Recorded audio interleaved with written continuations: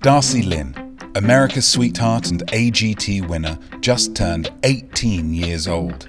At this milestone in life, we spoke to her and her mother Misty about what she's learned from fame so far, her hopes for the future, and, of course, that audition.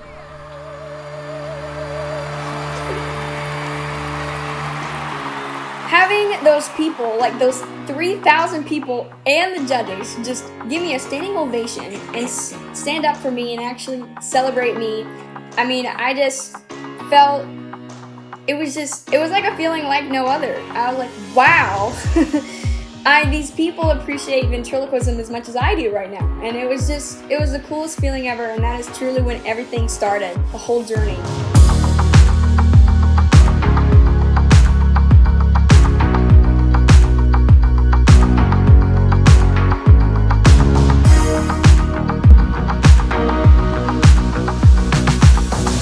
As keen as we all are to know about Darci's future, we have to start this right back at the beginning. I think the earliest my family heard me sing was definitely around 6 years old, 4, 5, 6. I was really little. When I found out Darci could sing when she was a little girl, I looked at my husband and I was like, yes, we have a singer. I took a natural liking to it and started singing around the house, but I would never, as the minute I walk out the front door, I wouldn't sing. My sister called me and she says, hey, I'm putting Cameron, that's my niece, in this little pageant, very small town little pageant. Do you think Darci'd like to do it? And I was like, oh, probably not, but I'll ask her. And so she was like, I'll try it. There's a talent portion for these little beauty pageants.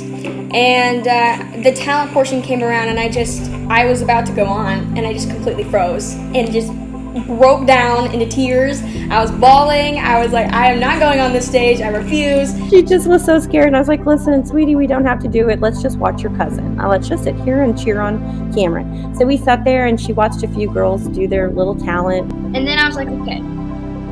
I told myself, I was like, I want to try it. I told my mom, I was like, I want to try it now. So I went out there and I tap danced and sang to Singing in the Rain when I was 6. And then I ended up winning the whole pageant. And I just, at that point, I was like, okay, she can do it. She showed me she can do it. And I think after that, I was like, okay, well, maybe I kind of like this. Maybe this could be fun. And that's exactly how she started this whole thing. She was still super shy outside of anything, but when she would perform and get on a stage, she was just a completely different person.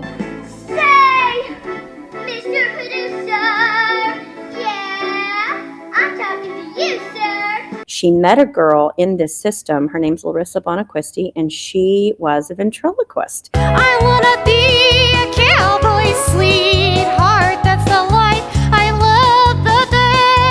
And Darci would watch Laryssa and just be mesmerized by her. And she's like, Mom, I have to learn to do that.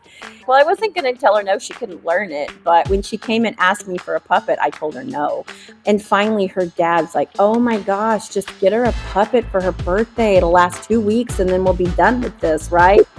He gave it to her on her 10th birthday, and I've never in my life seen her so excited. And she took that puppet and she just ran with it. The very first ventriloquist performance I ever did was in this local talent show here in Edmond, Oklahoma. And I ended up winning it, which was really cool.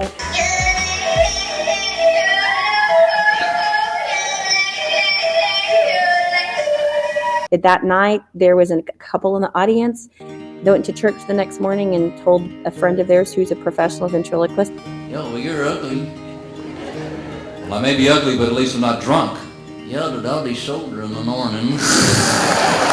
But he did it for like 30 plus years because it was huge way back. And they were like, Gary, you have to see this little girl. She is yodeling with her mouth closed and knowing that he does ventriloquism. And he saw it, contacted my family, and my dad was like, this is fishy, and did his like internet work and as my dad should. And Gary was legit. Gary was like, I want to teach your daughter ventriloquism and, take her under my wing. And he did. I would not have won America's Got Talent without him. Never been way out. There you go, extend. That's it. But with Darci's newfound passion for ventriloquism taking off, another activity had had to be given up. So before AGT, I don't think a lot of people know this about me, but I did gymnastics. I was competitive gymnast for over 6 years. And I don't want to brag, but I was actually really good. She was elite gymnast at this point in her life at age 9. And she was in gymnastics 32 hours a week. And that was her thing. I really thought that's what she was going to do with her life. I really did. That was my passion. Singing was just like a hobby on the side, and the beauty pageants that I did.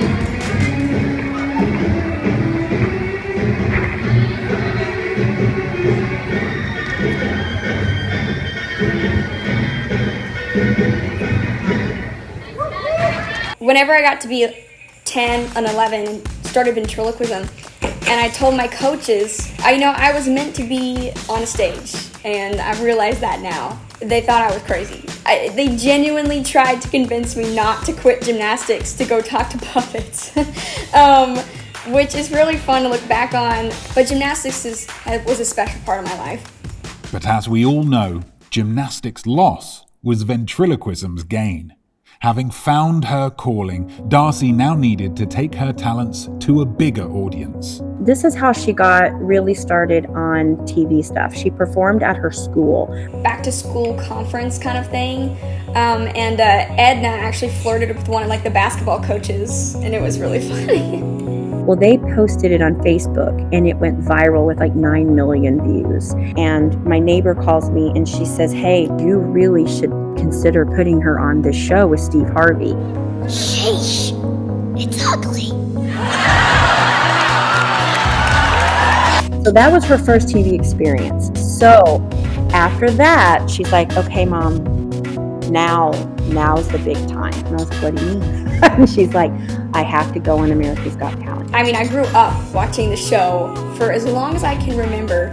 And before I auditioned, I had seen Paul Zerden win season 10, and he's a ventriloquist.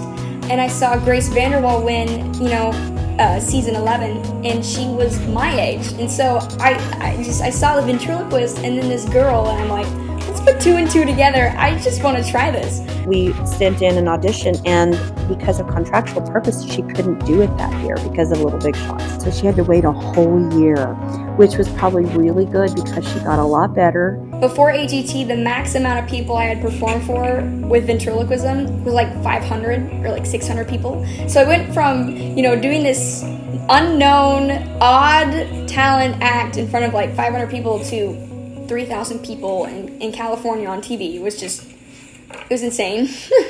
What's your name? My name's Darci Lynne. Okay, and Darci, who's that? My name's Petunia. She was so nervous. She's like, "Mom, I think I'm gonna throw up." I was like, "No, you're not. You know what, Darci? Just do you. You can't go wrong if you go out there and just do you." Wait, you're gonna sing? Oh boy. She just stayed Darci. She didn't try to be anybody else. She didn't try so hard that it looked like she was trying too hard. She just did what she loved to do, and it just worked for her.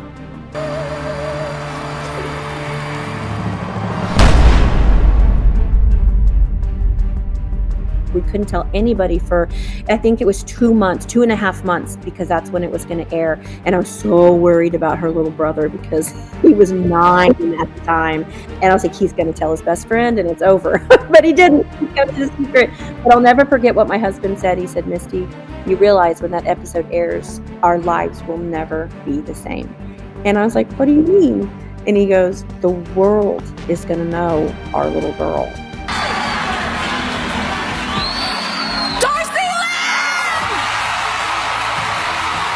My life pretty much changed overnight, which was crazy. And so with that does come a lot of pressure. It took a little bit to sink in. I've struggled a lot these last 5 years with kind of the weight that, wow, all these people know my name. All of these moms and dads, their kids watch me on YouTube, and they watch me on the show, and they come to my shows, and they're like, "Darci," they bring their own puppets, and they're like, "Darci, you inspired me to try this, and you inspired me to try that." And one part of my brain is like, "Oh my gosh, this is so cool. I did that." And then the other part of my brain is like, "This is absolutely terrifying." Now I feel like I have to be perfect and it's been crazy. Yes, there are the setbacks, there are the breakdowns, the tiredness of the travel and missing your friends and being away from home. You know, when she first started this, she's like, how long do you think we'll tour, Mom? And I was like, oh my goodness, Darci, I have no idea, but I can't imagine it would be more than a couple years or 3 years, you know, and then now we're on year 5. A lot of, you know, kids my age will ask me, they're like, what's it like being famous? And I'm like, I don't know how to answer it, ever. You know, I don't picture myself like that, I don't view myself that way. I'm just kind of living my life. The big thing that I think has been a struggle is I've had lots of people or like kids my age just treat me differently. Whether that's like treat me a good differently or treat me a bad differently or just want to be friends with me just because I was on the show, just things like that have kind of stung. Not giving up childhood, but giving up aspects of my childhood, which was, you know, the normalcy that I did love was going to school for a while, and kind of giving that up as a sacrifice was really hard. But, you know, I didn't go to actual high school. I still do online school, which when, you know, sometimes I think about it and get really sad just because, you know, it's not the end of the world to not have a high school experience, but, you know, some of the best years happen in high school, and I missed out on that. It's had its difficulties, but at the same time, I believe we've navigated it pretty well and have come out pretty good, and she's still just sweet Darci. But I wouldn't go back for the world. I've had an incredible ride, and I'm only 18, and it only gets better from here. Feels like I'm just getting so old, and it's just, I started writing a song about it because it's freaking me out so much. But yeah, it's weird. And with Darci now moving into writing music, not just singing it, the question is, what kind of music will she make? I don't know. That's kind of the big question right now. I'm trying to figure out what my sound is, and I'm honestly just writing what comes out of me naturally, and I still don't know quite what that is. I'm lost in a reverie, so someone wake me up when I'm finding love. Hey!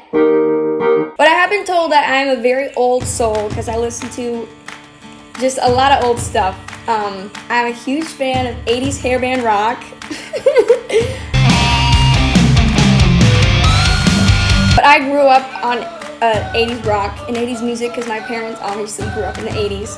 And so, you know, I love to cover, Bon Jovi, AC/DC, Poison. I love rock, but I don't think a lot of people know that about me. So what does the future look like for Darci Lynne? As she enters adulthood, will she ditch the puppets for more traditional singing? As I'm getting older, you know, my passions are shifting a little bit, but ventriloquism is always going to be like a huge part of my life, and I can't change that, and I don't want to change that. But you know, I've become super passionate about writing music and singing solo with my mouth open. But that is something I do want, is a solo singing career for sure. When she came to us about ventriloquism, we were like, no, you're a gymnast. What are you talking about? This is your road to the rest of your life, to fame or whatever. Now she's coming to us, she's like, okay, I'm ready to sing and songwrite. And so how can I not support her? I mean, she's proven herself over and over again that when she puts her mind to it and hard work and passion, she'll do it. She will be successful in something. I just feel like it's in her.